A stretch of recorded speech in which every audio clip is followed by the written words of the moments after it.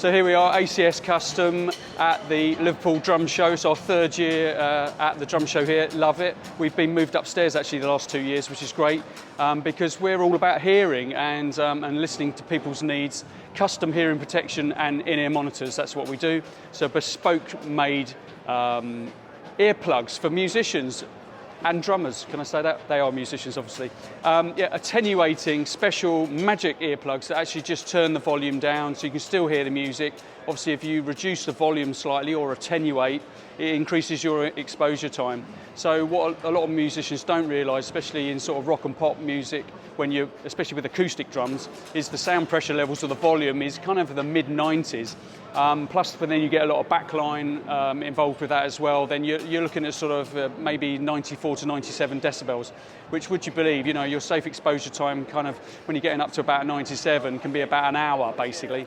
And it can be about 100 decibels on stage, and then your safe exposure time is about 15 minutes.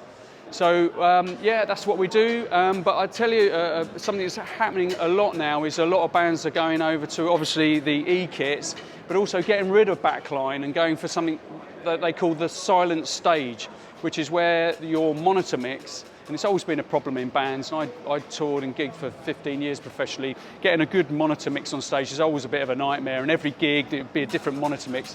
But now people are going over to wearing custom earphones basically, or in-ear monitors, IEMs, where you get from a wireless belt back system, you actually get your own monitor mix to you.